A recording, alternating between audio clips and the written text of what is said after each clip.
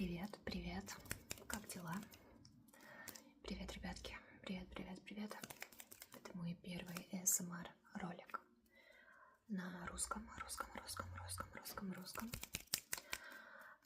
Люди запрашивали такой контент, и я постараюсь его предоставить.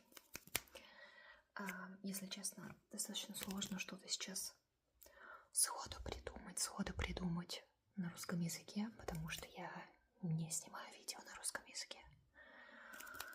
И это почему-то звучит не очень естественно. Да, что еще вам сказать? Хотела поблагодарить за то, что вы здесь, за то, что вы смотрите, несмотря на мой достаточно лимитированный английский язык.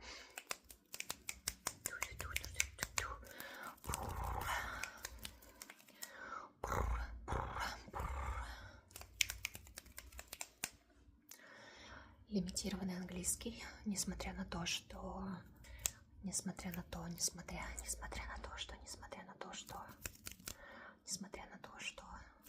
у меня практически нет русскоговорящей аудитории здесь, буквально парочка человек. Привет, ребята. Это вообще, конечно, прикол, что вы здесь, что вы нашли мой канал и что вы смотрите. Спасибо, большое спасибо. Но почему-то люди интересуются, почему-то людям интересно, как я звучу на русском. Наверное, что-то в смене языков. Человека привлекает и вызывает приятные ощущения.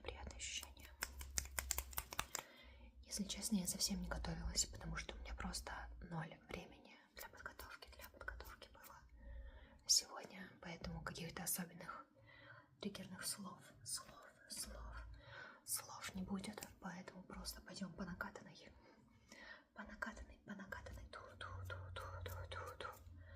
Сюда.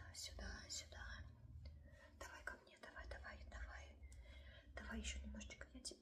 Давай.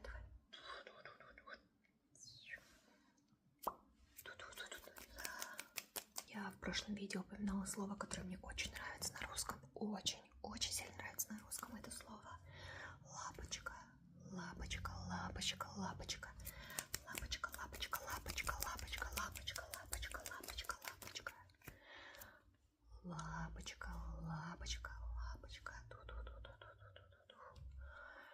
Не знаю, ребята, нравится оно вам или нет, но придется вам его послушать еще немножечко. Лапочка. Ты моя лапочка, ты мой хороший, ты моя лапочка. Обычно я так обращаюсь к кошкам. Я очень люблю кошек. Кошки просто мои самые любимые животные. Я все время говорю: лапочка, ты мой хороший, ты моя лапочка, ты моя зайчка. И вот как-то так постоянно я им надоедаю. Расскажу вам один случай. Выхожу я, значит, из лифта на свой этаж, и мне под ноги бросается рыжий котик. Рыжий котик.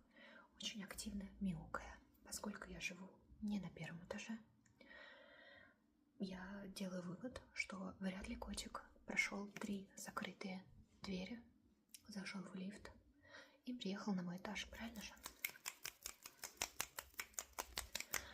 Правильно. Думаю, это логично.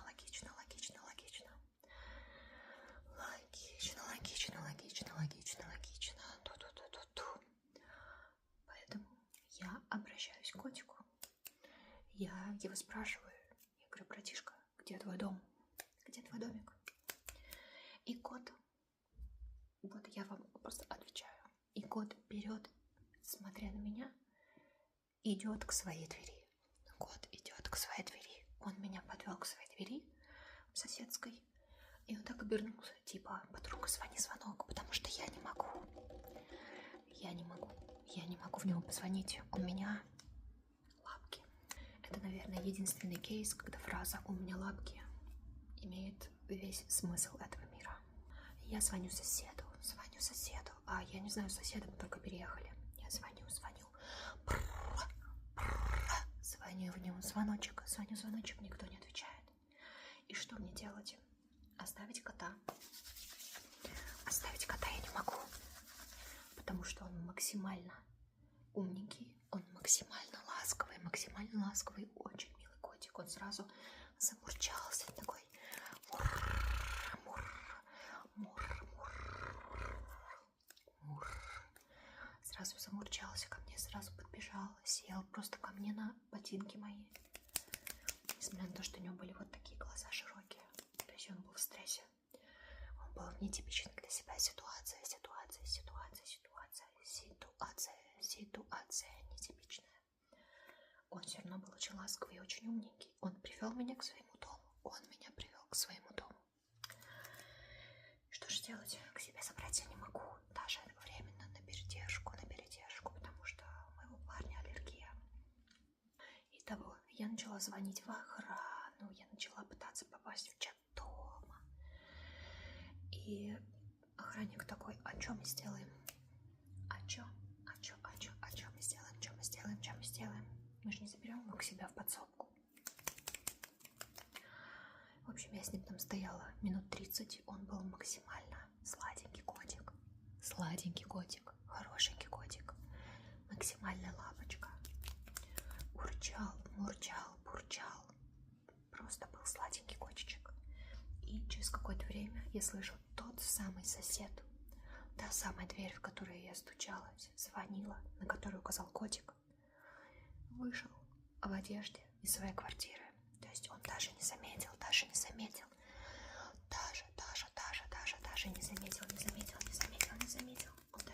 что котика нет. Иначе он бы вот так открыл дверь и начал искать и звать котика. Он даже не заметил, что котика не было несколько часов дома. И что я просто на него, можно сказать, накинулась. Я говорю: это же ваш котик. Я вам звонила, вы меня не отвечали. Как вы не заметили котика? Он такой: да, это мой кот. И все. Котик сбежал, сосед ушел, и все. А я осталась с разбитым сердцем.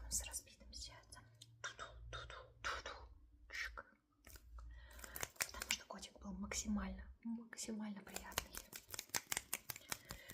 Очень сладенький, очень лапочка. И я очень хотела его забрать.